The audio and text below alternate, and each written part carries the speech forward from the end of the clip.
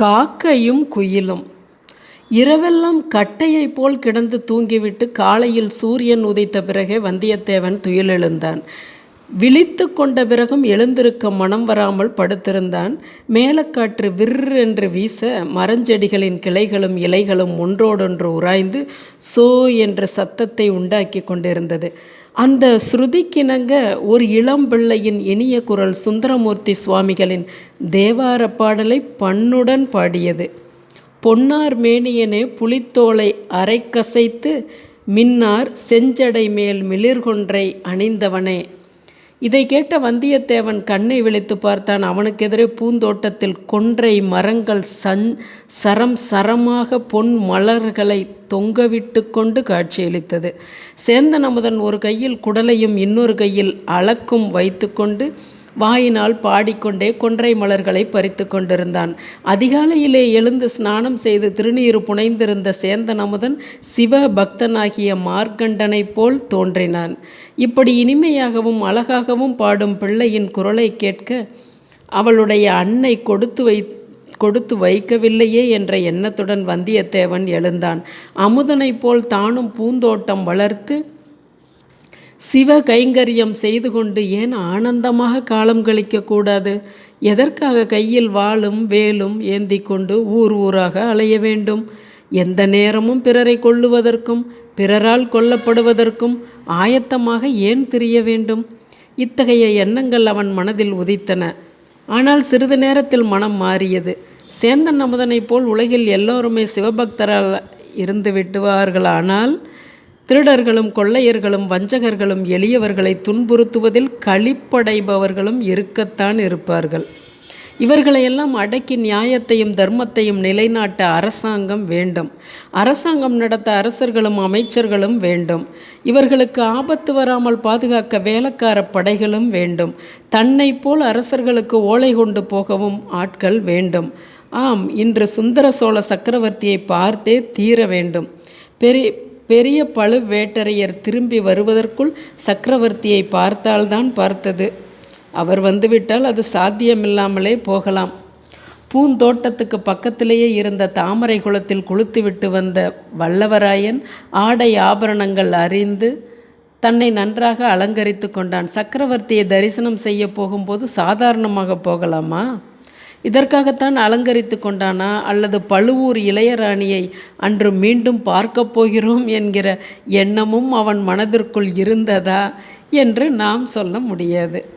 காலை உணவுக்கு பிறகு சேந்தன் அமுதன் உச்சிவேளை பூஜை கைங்கரியத்துக்காக பூக்குடலையுடன் கிளம்ப வந்தியத்தேவன் சக்கரவர்த்தியின் தரிசனத்துக்காக புறப்பட்டான். இருவரும் நடந்தே சென்றார்கள். கோட்டைக்குள் குதிரையை கொண்டு போக வேண்டாம் என்று வல்லவராயன் முன்னமையே தீர்மானித்திருந்தான். குதிரை நன்றாக இளைப்பாற அவகாசம் கொடுப்பது அவசியம். சீக்கிரத்தில் அக்குதிரையை தான் துரித பிரயாணத்துக்கு உபயோகப்படுத்த வேண்டி வரலாம். யார் கண்டது? எப்படியானாலும் அது இங்கே இருப்பதுதான் நல்லது. கோட்டை வாசல் போய் சேரும் வரையில் அமுதனுடன் பேச்சு கொடுத்து இன்னும் சில விவரங்களை தெரிந்து கொண்டான். உன் அன்னையை தவிர உனக்கு உற்றார் உறவினர் யாரும் கிடையாதா என்று வல்லவராயன் கேட்டதற்கு அமுதன் கூறினான், இருக்கிறார்கள். என் அன்னையுடன் கூட பிறந்த ஒரு தமக்கையும் தமையனும் உண்டு. தமக்கை காலமாகிவிட்டால் தமையனார் கோடிக்கரை குலகர் கோயிலில் புஷ்ப கைங்கரியம் செய்கிறார். அத்துடன் இரவு நேரங்களில் கலங்கரை விளக்கத்தில் தீபமேற்றி பாதுகாக்கும் பணியும் செய்து வருகிறார். அவருக்கு ஒரு புதல்வனும் புதல்வியும் உண்டு. புதல்வி என்று நிறுத்தினான். புதல்விக்கு என்ன? ஒன்றுமில்லை, எங்கள் குடும்பத்திலேயே ஒரு விசித்திரம். சிலர் ஊமையாக பிறப்பார்கள், மற்றவர்கள் இனிய குரல் படைத்திருப்பார்கள், நன்றாய் பாடுவார்கள். உன் மாமனின் மகள் ஊமை இல்லையே என்றான் வந்தியத்தேவன். இல்லை இல்லை, அப்படியானால் நன்றாய் பாடக்கூடியவள் என்று சொல்லு. உன்னை காட்டிலும் நன்றாய் பாடுவாளா? அழகாய் இருக்கிறது உங்கள் கேள்வி. குயில் காக்கையை விட நன்றாய் பாடுமா என்று கேட்பது போல் இருக்கிறது. பூங்குழலி பாடினால் சமுத்திரராஜா அலையெறிந்து ஓசை செய்வதை நிறுத்திவிட்டு அமைதியாக கேட்பார். ஆடு மாடுகளும் காட்டு மிருகங்களும் மெய்மறந்து நிற்கும். உன் மாமன் மகளின் பெயர் பூங்குழலியா? அழகான பெயர். பெயர் மட்டும்தானா அழகு? அவளும் அழகியாகத்தான் இருக்க வேண்டும். இல்லாவிட்டால் நீ இவ்வளவு பரவசமடைவாயா? மானும் மயிலும் அவளிடம் அழகுக்கு பிச்சை கேட்க வேண்டும். ரதியும் இந்திராணியும் அவளைப் போல் அழகியாவதற்கு பல ஜென்மங்கள் தவம் செய்ய வேண்டும்.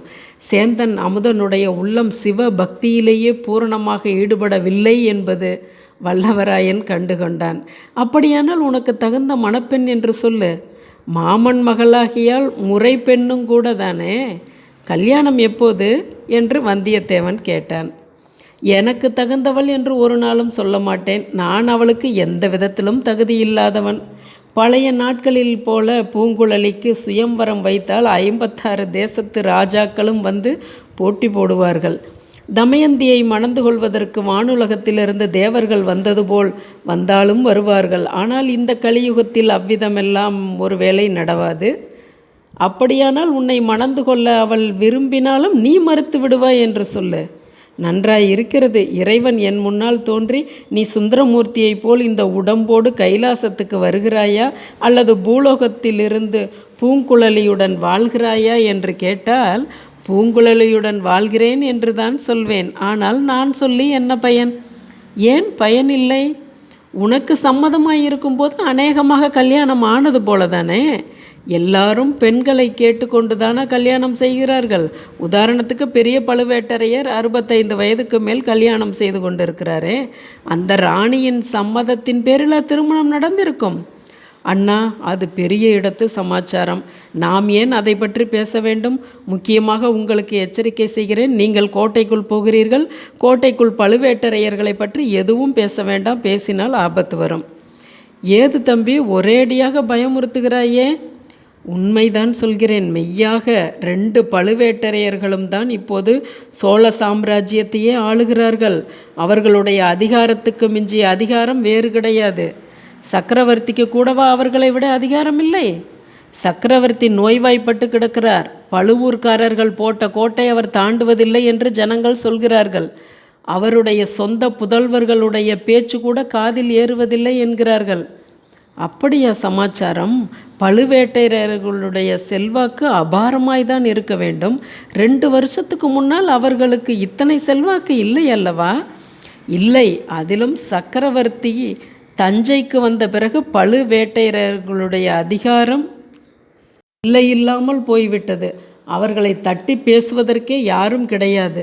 அநிருத்த பிரம்மராயர் கூட வெறுப்படைந்துதான் பாண்டிய நாட்டுக்கு போய்விட்டார் என்று கேள்வி. பழையாறையிலிருந்து சக்கரவர்த்தி தஞ்சாவூருக்கு எதற்காக வந்தார்? உனக்கு தெரியுமா தம்பி? நான் கேள்விப்பட்டதை சொல்கிறேன். 3 வருஷத்துக்கு முந்தி வீரபாண்டியன் போரில் மாண்டான். அச்சமயம் சோழர் படைகள் பாண்டியன் நாட்டின் சில கொடூரங்களை செய்ததாக கேள்வி. யுத்தம் என்றால் அப்படித்தானே. மதுரை சோழ ராஜ்யத்துக்கு உட்பட்டு விட்டது. ஆனால் வீரபாண்டியனுக்கு அந்தரங்கமான சிலர் எப்படியாவது பழிக்கு பழி வாங்குவதென்று சபதம் எடுத்துக்கொண்டு சதி செய்கிறார்களாம். பழையாறையில் மன்னர் இருந்தால் அவரை பாதுகாக்க முடியாது என்றுதான் அவரை பழுவேட்டரையர்கள் தஞ்சைக்கு அழைத்து வந்து விட்டார்கள். இங்கே கோட்டையும் வலிவாயுள்ளது. சுட்டு கட்டுக்காவலும் அதிகம். அதோடு சக்கரவர்த்தியின் உடம்புக்கு நலத்துக்கும் பழையாறையை காட்டிலும் தஞ்சாவூர் நல்லது என்று வைத்தியர்கள் சொன்னார்கள். சுந்தர சோழரின் உடம்பை பற்றி எல்லோரும் சொல்கிறார்கள். ஆனால் என்ன நோய் என்று மட்டும் யாருக்கும் தெரிவதில்லை. தெரியாமல் என்ன, சக்கரவர்த்திக்கு பக்கவாதம் வந்து 2 கால்களும் சுவாதீனம் இல்லாமல் போய்விட்டன. அடடா, அதனால் அவரால் நடக்க முடிவதில்லையோ? நடக்க முடியாது. யானை அல்லது குதிரை மீது ஏறவும் முடியாது. படுத்த படுக்கைதான். பல்லக்கில் ஏற்றி இடத்துக்கு இடம் கொண்டு போனால்தான் போகலாம். அதிலும் வேதனை அதிகம். ஆகையால் சக்கரவர்த்தி அரண்மனையை விட்டு வெளியே கிளம்புவதே இல்லை. சில காலமாக சித்தம் அவ்வளவு சுவாதீனத்தில் இல்லை என்றும் சொல்கிறார்கள். ஆஹா, என்ன பரிதாபம்! பரிதாபம் என்று கூட சொல்லக்கூடாதண்ணா. அதுவும் ராஜ நிந்தனை என்று சொல்லி பழுவேட்டரையர்கள் தண்டனை விதிப்பார்கள். பழுவேட்டரையர் எங்கே யாரிடம் பேசினாலும் பழுவேட்டரையர்களை பற்றியே பேச்சு. அவர்கள் எவ்வளவு பராக்கிரமசாலிகளாய் இருந்தால்தான் என்ன? தன பொக்கிஷம், தானிய களஞ்சியம், தஞ்சை நகர் காவல், ஒற்றற்படை எல்லாம் அவர்களுடைய வசத்தில் இருக்கும்படி சக்கரவர்த்தி விட்டிருக்க கூடாது. இவ்வளவு அதிகாரத்தையும் அவர்களிடம் விட்டதனால் அல்லவா சக்கரவர்த்திக்கு விரோதமாக சதி செய்ய தொடங்கிவிட்டார்கள். இவர்களுடைய சதி எவ்வளவு தூரம் பலிக்குமோ அது பலிக்காமல் போக நம்மால் இயன்ற பிரயத்தனம் செய்ய வேண்டும். சந்தர்ப்பம் கிடைத்தால் சக்கரவர்த்திக்கும் எச்சரிக்கை செய்து வைக்க வேண்டும். இதற்குள் கோட்டை வாசல் வந்துவிட்டது. சேந்தன் அமுதன் தனது புதிய நண்பனை பிரிந்து தனிக்குளத்தார் ஆலயத்தை நோக்கி சென்றான். வந்தியத்தேவனோ எத்தனையோ மணக்கோட்டைகளுடன் அந்த கோட்டை வாசலை நெருங்கினான். அடுத்த அத்தியாயத்தில் சந்திப்போம்.